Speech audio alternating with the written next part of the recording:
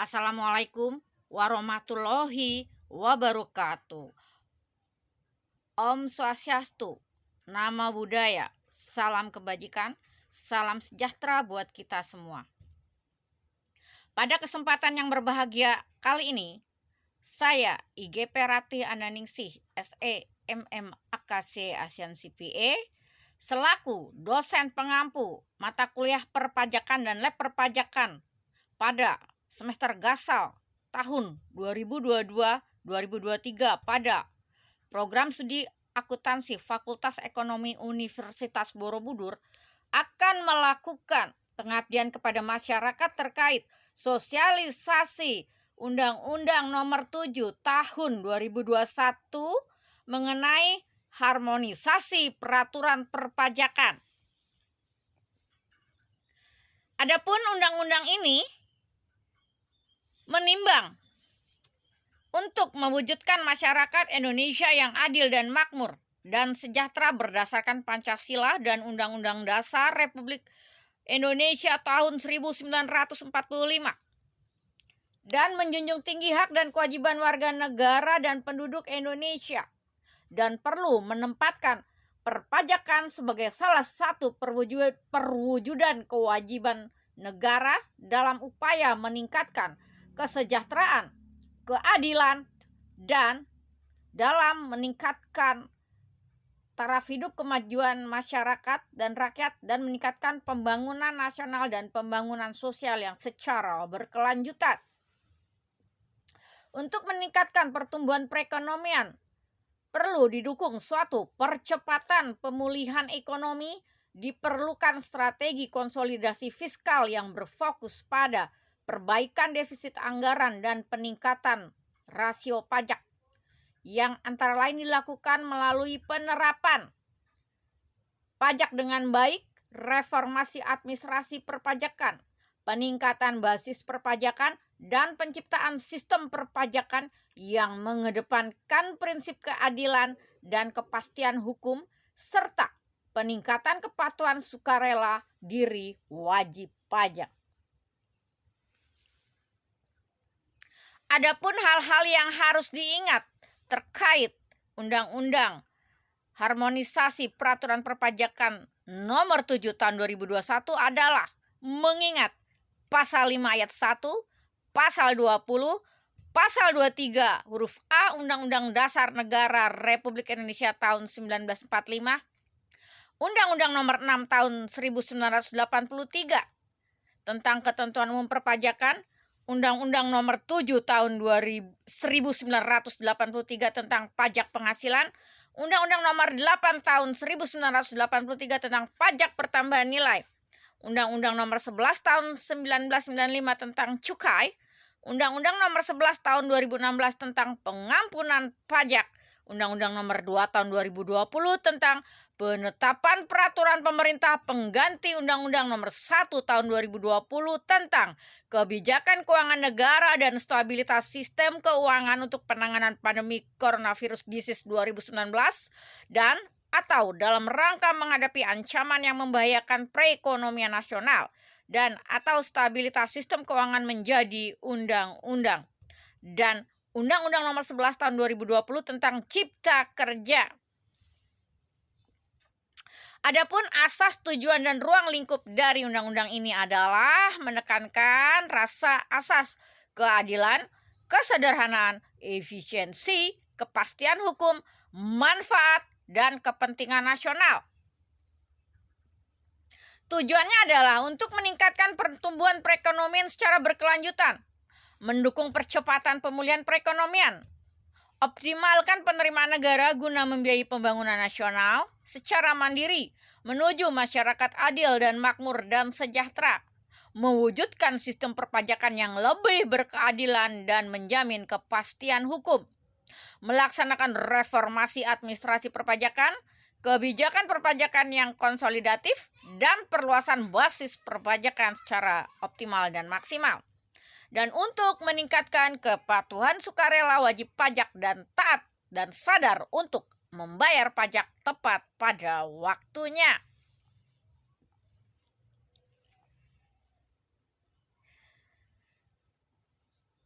Kewajiban perpajakan bagi wajib pajak itu wajib memiliki NPWP atau wajib memiliki NPWP yang sudah terdaftar,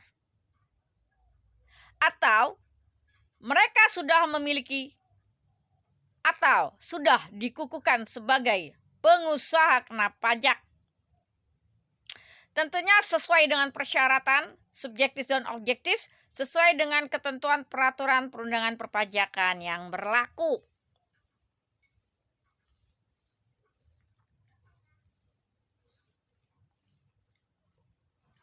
Terkait dengan implementasi pada Undang-Undang Nomor 7 Tahun 2021 ini, terkait dengan adanya penyesuaian tarif bunga yang ditetapkan oleh Menteri Keuangan, sebagaimana sudah dihitung berdasarkan suku bunga acuan, ditambah 15% dan dibagi 12 yang berlaku pada tanggal dimulainya penghitungan sanksi. Itu untuk contoh yang kena sanksi. Untuk jumlah pajak dalam surat ketetapan pajak yang kurang bayar itu tentunya merujuk kepada pasal ayat 1 huruf B, huruf C, dan huruf D. Tentunya dengan sanksi administrasi perpajakan bagi mereka yang kena sanksi atau tidak memenuhi kewajiban perpajakannya dengan baik dan benar. Contohnya apa? Itu adalah bunga dari pajak penghasilan yang tidak atau kurang bayar dalam 1 tahun pajak. Bunga dari pajak penghasilan yang tidak atau kurang dipotong atau kurang dipungut. Adanya kenaikan sebesar 75% dari pajak pertambahan nilai barang dan jasa yang tidak atau kurang dibayar. Adanya kenaikan sebesar 75% dari pajak penghasilan yang dipotong atau dipungut tetapi tidak atau kurang di-store. Itu adalah terkait dengan sanksi. Adapun tarif bunga per bulan yang ditetapkan oleh Menteri Keuangan sebagaimana dimaksud pada ayat 3B dihitung berdasarkan suku bunga acuan ditambah 20% dan dibagi 12 yang berlaku pada tanggal dimulainya perhitungan sanksi perpajakan tersebut. Direktorat Jenderal Pajak DJP dapat menerbitkan surat tagihan pajak jika dan apabila pajak penghasilan dalam tahun berjalan tidak atau kurang bayar. Dari hasil penelitian terdapat kekurangan pembayaran pajak sebagai akibat salah tulis atau salah hitung. Wajib pajak dikenai sanksi administrasi berupa denda atau bunga. Pengusaha yang telah dikukuhkan sebagai pengusaha kena pajak tetapi tidak membuat faktur pajak atau terlambat membuat faktur pajak itu juga kena sanksi.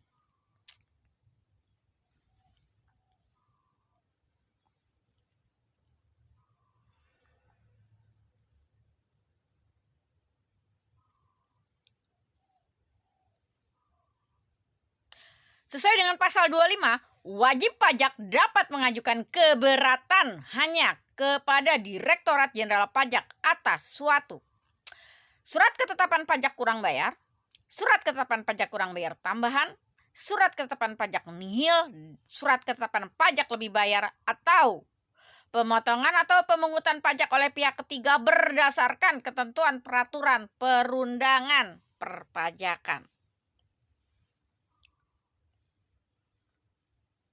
Tentunya, keberatan harus diajukan dalam jangka waktu 3 bulan sejak tanggal dikirim surat ketetapan pajak atau sejak tanggal pemotongan atau pemungutan pajak sebagaimana dimaksud pada ayat 1 kecuali apabila wajib pajak dapat menunjukkan bahwa jangka waktu tersebut tidak dapat dipenuhi karena keadaan di luar kekuasaannya.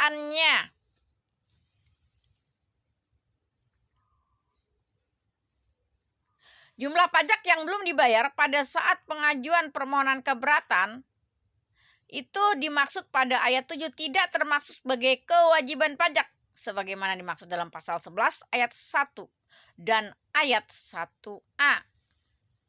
Dalam hal keberatan wajib pajak ditolak atau dikabulkan sebagian, wajib pajak dikenai sanksi administrasi berupa denda sebesar 30% dari jumlah pajak berdasarkan keputusan keberatan, dikurangi dengan pajak yang telah dibayar sebelum mengajukan keberatan.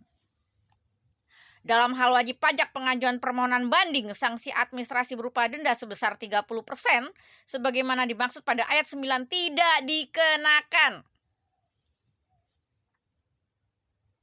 Sesuai pasal 27, wajib pajak dapat mengajukan permohonan banding hanya kepada Badan Peradilan Pajak atas surat keputusan keberatan sebagaimana dimaksud dalam pasal 26 ayat 1.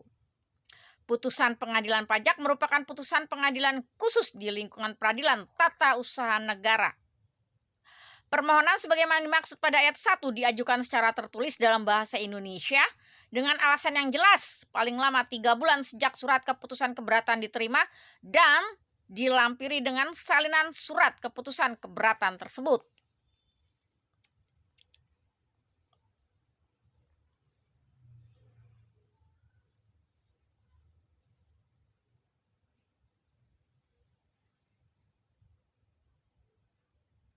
Dalam menjalankan hak dan kewajiban sesuai dengan ketentuan peraturan perundangan perpajakan, wajib pajak diwakili dalam hal badan oleh pengurus, badan yang dinyatakan valid oleh kurator, badan dalam pembubaran oleh orang atau badan yang ditugasi untuk melakukan pemberesan, badan dalam likuidasi oleh likuidator, suatu warisan yang belum terbagi oleh salah seorang warisnya, pelaksana wasiatnya atau yang mengurus harta peninggalannya, atau anak yang belum dewasa atau orang yang berada dalam pengampuan oleh wali atau pengampunya.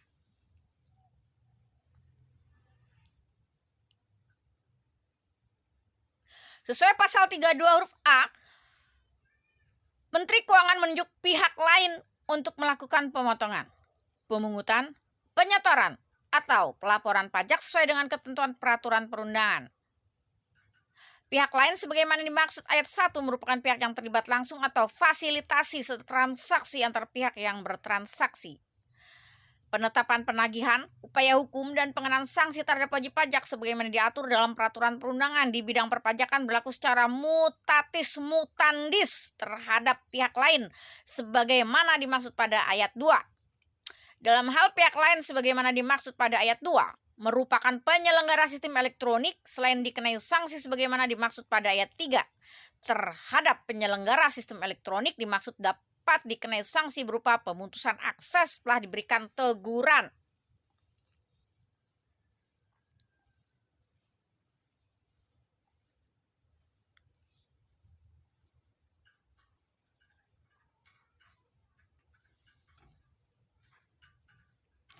Sesuai pasal 44, penyidikan tindak pidana bidang perpajakan hanya dapat dilakukan oleh pejabat pegawai negeri sipil tertentu di lingkungan Direktorat Jenderal Pajak yang diberi wewenang khusus sebagai penyidik tindak pidana di bidang perpajakan.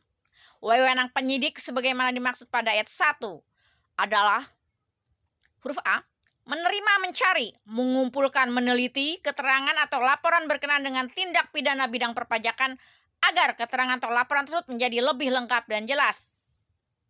Meminta keterangan dan bahan bukti dari orang pribadi atau badan sehubungan dengan tindak pidana bidang perpajakan. Memeriksa buku, catatan, dokumen berkenaan dengan tindak pidana bidang perpajakan. Melakukan penggeledahan untuk mendapatkan barang bukti berupa pembukuan, pencatatan, dokumen lain, serta barang bukti lain yang diduga terkait dengan tindak pidana di bidang perpajakan. Atau melakukan penyitaan terhadap barang bukti tersebut. Meminta bantuan tenaga ahli dalam rangka pelaksanaan tugas penyidikan tindak pidana di bidang perpajakan, menyuruh berhenti atau melarang seseorang meninggalkan ruangan atau tempat pada saat pemeriksaan sedang berlangsung dan memeriksa identitas orang, benda, atau dokumen yang dibawa. Memotret seseorang yang berkaitan dengan tindak pidana bidang perpajakan. Memanggil orang untuk didengar keterangannya dan diperiksa sebagai tersangka atau saksi. Melakukan pemblokiran harta kekayaan milik tersangka sesuai dengan ketentuan aturan perundangan atau penyitaan harta kekayaan milik tersangka sesuai dengan undang-undang yang mengatur mengenai hukum acara pidana, termasuk tetapi tidak terbatas dengan adanya izin ketua pengadilan negeri setempat. Menghentikan penyidikan dan atau melakukan tindakan lain yang perlu untuk kelancaran penyidikan tindak pidana bidang perpajakan menurut ketentuan peraturan perundangan.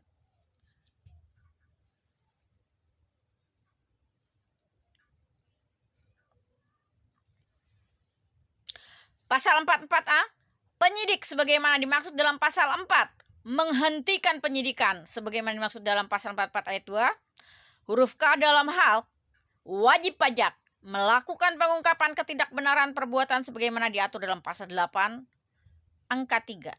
Tidak terdapat cukup bukti, peristiwa tersebut bukan merupakan tindak pidana bidang perpajakan demi hukum.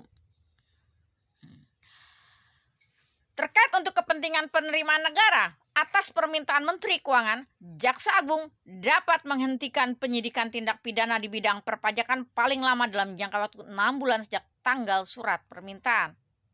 Penghentian penyidikan tindak pidana bidang perpajakan dilakukan setelah wajib pajak tersangka melunasi kerugian pada pendapatan negara.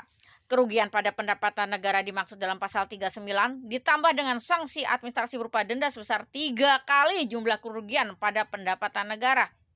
Jumlah pajak dalam faktur pajak, bukti pemungutan pajak, bukti pemotongan pajak atau bukti setoran pajak. Bukti pemotongan pajak atau bukti setoran pajak sesuai pasal 39A ditambah dengan sanksi administrasi perpajakan.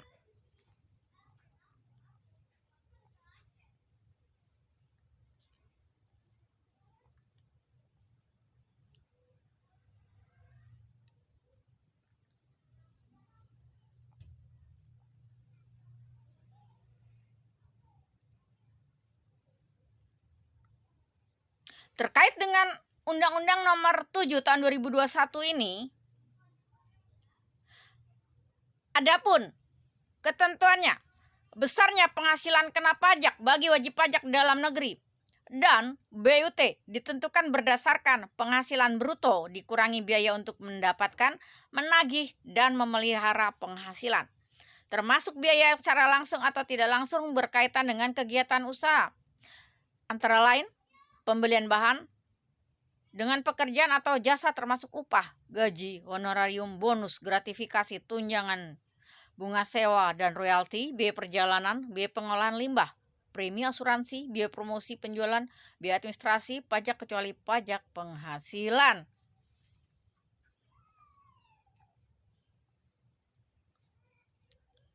Penghasilan tidak kena pajak per tahun diberikan paling sedikit 54 juta untuk diri wajib pajak orang pribadi, 4.500.000 tambahan untuk wajib pajak yang kawin, 54 juta tambahan untuk seorang istri yang penghasilannya digabung dengan penghasilan suami, 4.500.000 tambahan untuk setiap anggota keluarga sedarah dan keluarga semenda dalam garis keturunan lurus serta anak angkat yang menjadi tanggungan sepenuhnya paling banyak 3 orang untuk setiap keluarga. Penerapan ketentuan ini ditentukan oleh keadaan pada awal tahun pajak atau awal bagian tahun pajak. Wajib pajak orang pribadi yang memiliki peredaran bruto tertentu sebagaimana dimaksud dalam pasal 4 ayat 2 huruf E tidak dikenai pajak penghasilan atas bagian peredaran bruto sampai dengan 500 juta dalam 1 tahun.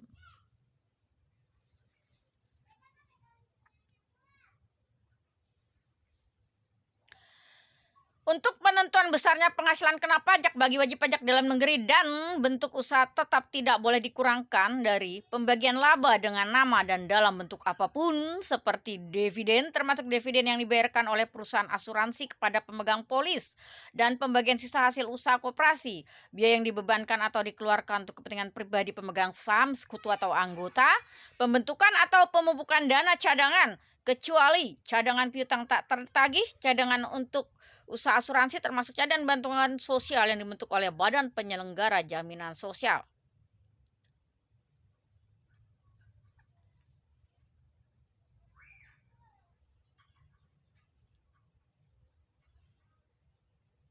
Untuk penyusutan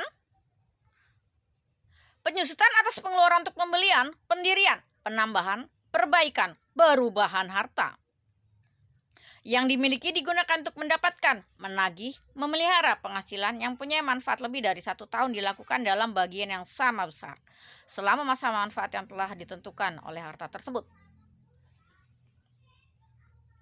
Penyusutan dimulai pada bulan dilakukannya pengeluaran kecuali untuk harta yang masih dalam proses pengerjaan. Penyusutan dimulai pada bulan selesainya pengerjaan harta tersebut.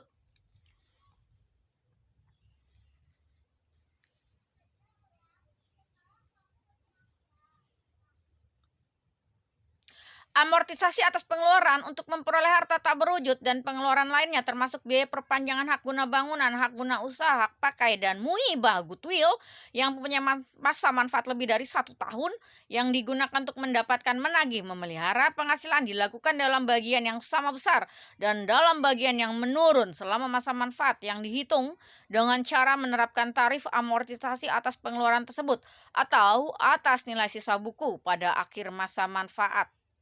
Diamortisasi sekaligus dengan syarat dilakukan secara taat asas. Amortisasi dimulai pada bulan dilakukannya pengeluaran kecuali untuk bidang usaha tertentu. Tarif pajak yang diterapkan atas penghasilan kena pajak, wajib pajak orang pribadi dalam negeri, lapisan penghasilan kena pajak sampai dengan 60 juta, tarif 5%. Di atas 60 juta dan sampai 250 juta dengan tarif 15%, di atas 250 juta sampai 500 juta tarif 25%, 500 juta sampai dengan 5 miliar 30%, di atas 5 miliar tarif 35%.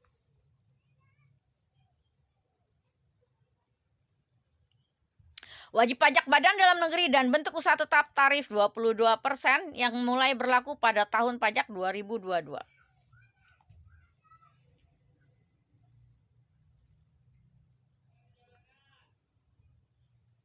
Pemerintah berwenang membentuk atau melaksanakan perjanjian atau kesepakatan bidang perpajakan dengan pemerintah negara mitra atau yurisdiksi mitra baik secara bilateral maupun multilateral dalam rangka penghindaran pajak berganda dan pencegahan pengelakan pajak, pencegahan penggerusan basis pemajakan dan penggeseran laba, pertukaran informasi perpajakan, bantuan penagihan pajak dan kerjasama perpajakan lainnya.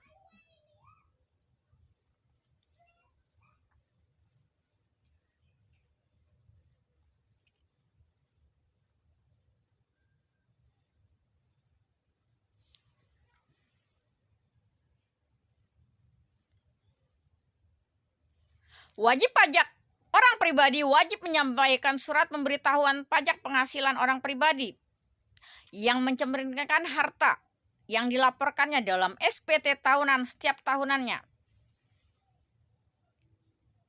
Terhadap wajib pajak orang pribadi yang telah memperoleh surat keterangan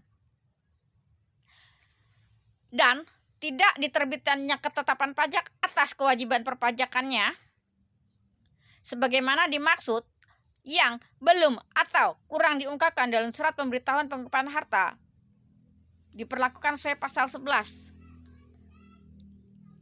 Dan atas data dan informasi yang bersumber dari surat pemberitahuan pengungkapan harta dan lampirannya yang dapat diadministrasikan oleh Kementerian Keuangan sebagai dasar penyelidikan,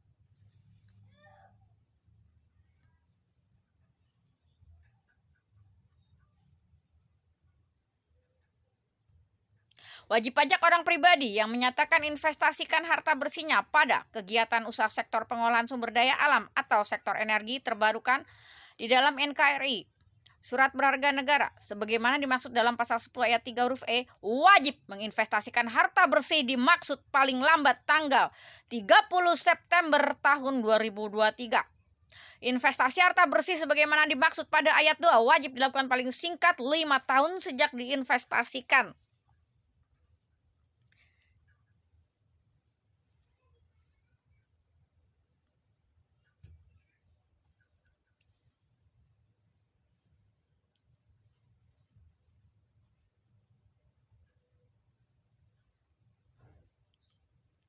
Terkait dengan cukai bab 7 pasal 14. Cukai dikenakan terhadap barang kena cukai yang terdiri atas etil alkohol atau etanol dengan tidak mengindahkan bahan yang digunakan dalam proses pembuatannya. Minumannya mengandungkan etil alkohol, hasil tembakau, sigaret, cerutu, rokok daun, tembakau iris, rokok elektrik, hasil pengolahan tembakau lainnya. Barang kena cukai terkait dugaan pelanggaran tidak dilakukan penyelidikan sebagaimana dimaksud pada ayat 3 ditetapkan menjadi barang milik negara.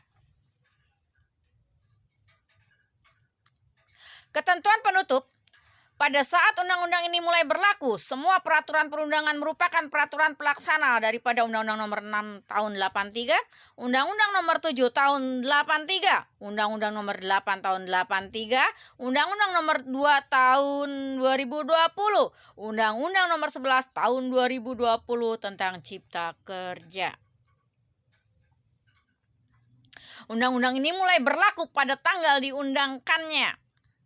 Agar setiap orang mengetahuinya, memerintahkan pengundangannya, undang-undang ini menempatkan dalam Lembaran Negara Republik Indonesia. Dan undang-undang ini disahkan di Jakarta pada tanggal 29 Oktober 2021 oleh Presiden Republik Indonesia tertanda Joko Widodo.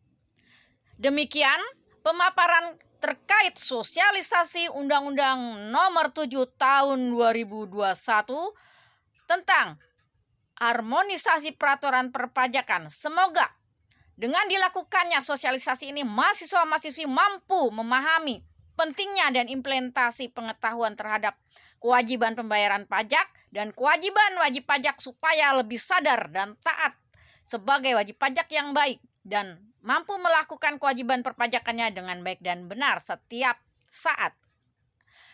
Demikian pemaparan kali ini sebagai pendukung mata kuliah perpajakan dan lab perpajakan.